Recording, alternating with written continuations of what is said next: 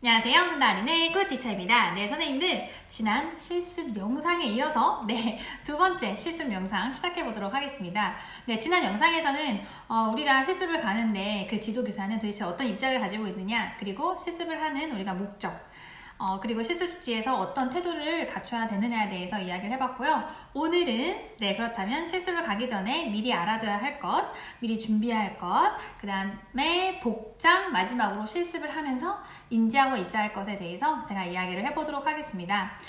실습을 이미 하고 계신 중일 수도 있는데요. 어쨌든 실습을 가기 전에 시간이 있을 때 해놓으면 좋은 거는 바로 놀이 중심에 대해서 조금이나마 공부를 하고 가시라는 거예요.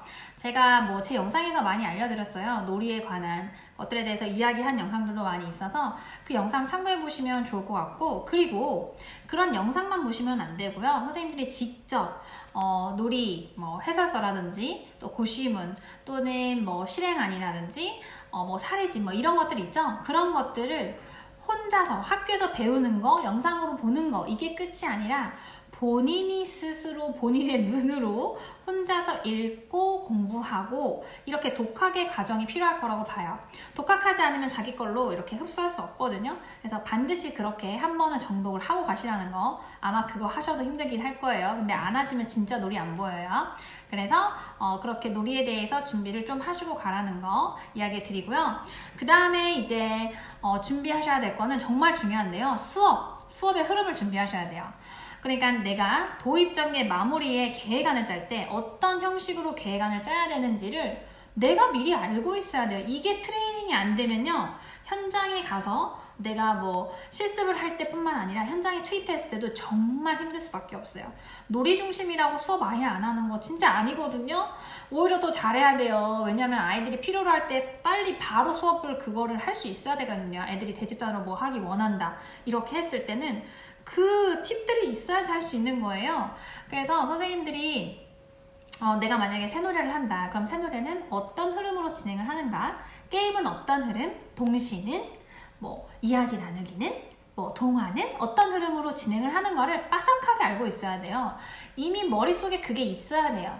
그렇게 해도 현장에서 어떤 주제를 탁 주어졌을 때 본인이 하려고 하면 고민이 많이 되기 마련이거든요. 근데 그런 것도 없고 아예 새하예요, 백지창처럼.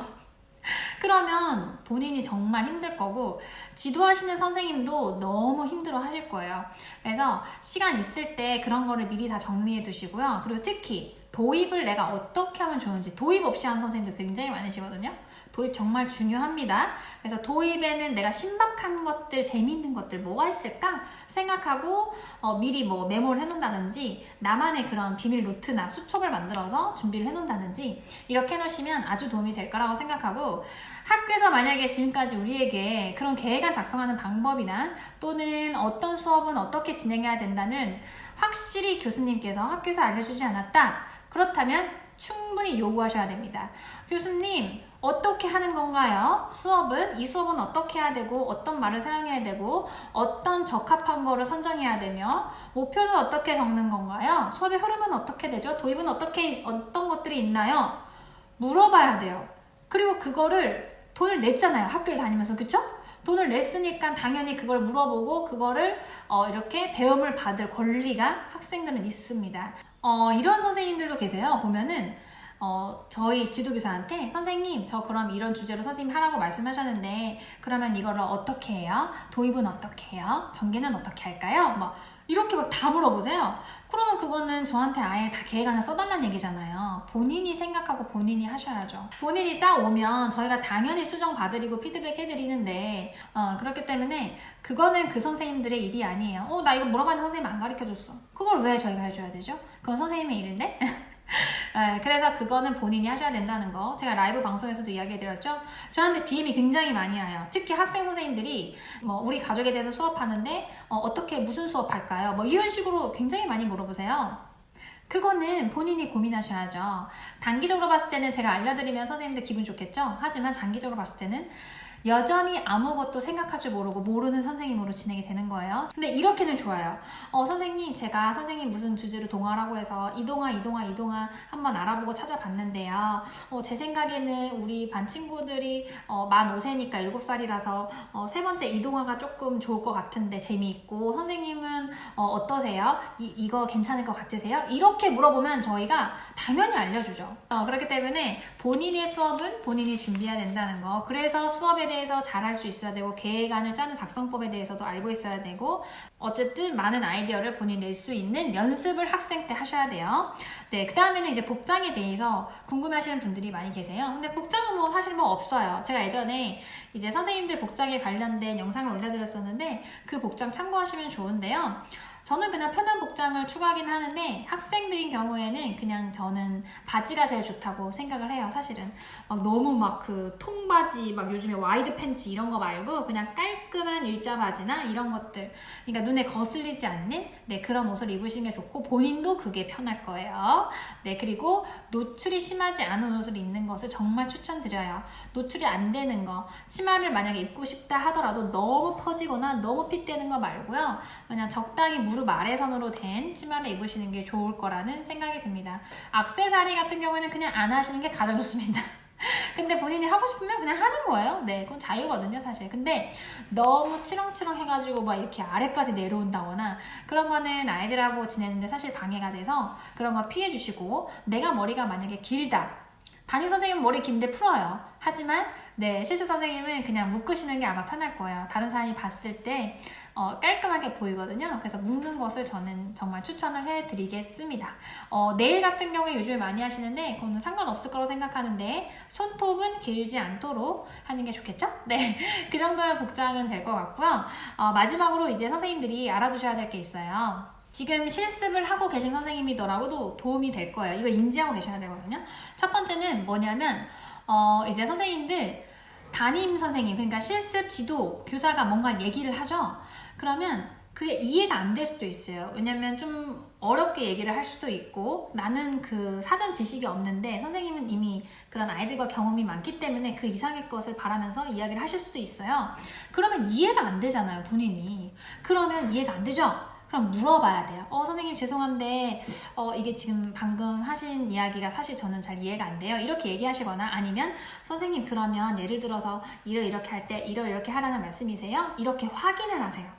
모르면은 모른다고 말하는 게 정말 저는 너무 좋거든요. 근데 그 앞에서는 네만 하다가 다음에 해온 걸 보면은 생뚱맞게 아예 다른 거를, 제가 싫어하는 거, 하지 말라는 걸 해왔어요. 그러면 문제 뭔지 아세요? 이 담임 선생님이, 지도교사가 말한 시간도 아깝고요. 그리고 이 선생님이 잘못 들은 걸로 준비를 해온 시간도 아까워요. 양쪽이 완전히 시간 낭비하는 그런 상황으로 치달을 수가 있기 때문에 반드시 모르는 건 모른다고 솔직하게 하고, 모르는 거, 궁금한 거, 그런 거는 질문을 통해서 알아가시라는 거를 추천드릴게요. 그 다음에 두 번째, 선생님들이 지금 가시원에 선생님이 또 선생님 좀 별로야 라는 생각이 들 수가 있어요. 그런데 다른 사람이 봤을 때는 그 선생님이 괜찮아 라는 생각이 들 수도 있죠. 왜냐면 우리는 모두 각자가 원하는 상이 아마 다를 거예요.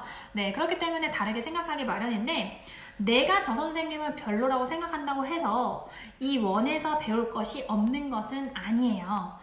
당연히 아이들과 지내면서 배우는 게 굉장히 많거든요. 내가 만약에 선생님의 어떤 점이 마음에 안 들어, 그러면 그거를 보고 선생님이 저렇게, 나는 저렇게는 하지 말아야 되겠다 하고 그건 쳐내세요. 그렇지만 선생님 저거는 굉장히 잘하시는 것 같아.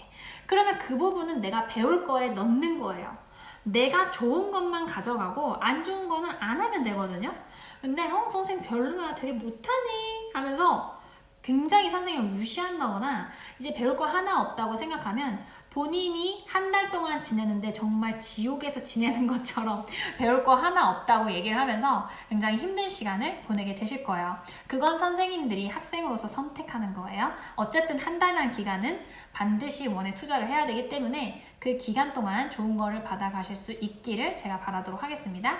그리고요, 이제 아이들이 간혹 가다가 이제 갈등 상황이 일어날 때가 있어요. 근데 선생님이 뭐 시도해서 해결해 볼 수도 있죠. 뭐 하고 싶으면 그런 거예요. 저는 그거는 뭐 나쁘다고 생각하진 않는데, 갈등 상황이 있었으면 반드시 담임 선생님께 이야기를 해주셔야 돼요. 갈등 상황 본인이 해결하거나 갈등 상황이 일어났을 때 바로 얘기를 해주셔야 돼요. 왜냐면 그래야 제가 걔네들을 데리고 와서 갈등을 해결하잖아요. 애들이 갈등을 해결하지 않고 집에 가는 것만큼 그렇게 담임교사를 찝찝하게 하고 잠 못 들게 하는 게 없거든요. 그리고 부모님한테 뭐라고 이야기를 들을 가능성이 굉장히 높아요. 그렇기 때문에 반드시 본인이 실습생으로서 갈등을 해결했다 하더라도 그거를 어떻게 했는지 담임선생님께 이야기해 드려야 되고, 그리고 아이들 갈등이 일어났는데 내가 어떻게 해야 될지 모르겠다? 그냥 담임선생님께 이야기를 하세요. 왜냐면 초임 선생님들도 갈등 해결 굉장히 힘들어해요. 그래서 학생 선생님들이 해결하기 힘들어하는 건 전 당연하다고 봐요. 그리고 저는 학생 선생님께 갈등을 해결해 보라고 얘기를 잘 하지 않아요. 그래서 담임 선생님께 그런 상황은 토스하고 어떻게 하는지 지켜보거나 아니면 궁금하면 나중에 선생님께 어떻게 하는 게 좋을까요? 전 그때 아무 생각도 안 났는데요. 이렇게 하면서 물어보시면 아마 담임 선생님이 이야기해 주시지 않을까 싶습니다. 그리고 마지막으로 선생님들이 앞서서 얘기했던 것처럼 그 원이 별로예요, 되게. 저한테 라방 때도 선생님 근데 현장은 다르더라고요. 이렇게 물어보시는 분들이 계셨어요. 그거는 선생님이 그런 현장을 갔기 때문이에요. 그럼 어떻게 보면 운이죠. 근데 선생님이 가신 원이 모든 원의 분위기가 그런 게 아니에요. 성급하게 일반화를 하시면 안 돼요. 원은 굉장히 이제 사람 움직이는 유기체 같은 존재예요. 유치원은. 그 원이 그런 분위기와 그런 성격을 갖고 있는 그런 분위기를 풍기는 그런 분위기에 선생님들이 모여있는 원이에요. 그래서 그거를 일반화 하시면 안 돼요. 정말 성급한 거거든요. 그거는 이것 봐, 내가 학교에서 배운 거랑 진짜 달라. 무슨 놀이 중심이야. 놀이 중심 하지도 않는데 완전 주입식이구만. 현장은 역시 이렇구나. 그건 그 원이 그런 거예요. 다른 원도 그렇지 않다고요. 원마다 달라요. 근데 또 어떤 원에 갔는데 와, 여기는 정말 놀이를 너무너무 잘하네. 그리고 지원도 많이 해주고. 그건 그 원이 그런 거예요. 원마다 정말 다르거든요. 근데 본인이 배울 만한 게 많은 원에 갔다면 그거는 진짜 너무 행운이라고 볼 수가 있어요. 만약에 현장을 그렇게 배울 것이 없다고 생각되는 곳에 가셨다면 일단 거기서 뭐라도 배우시고 그 다음에 본인이 취업을 할 때는 더 신중하게 원을 고를 수 있는 그런 눈을 키워줄 수 있을 거라는 생각이 듭니다. 네, 이렇게 해서 이제 학생 선생님들께 제가 이제 이야기해 드릴 만한 것들을 조금 정리해서 이야기를 하는데요. 영상이 좀 길어졌죠? 네, 영상이 2개나 나왔어요.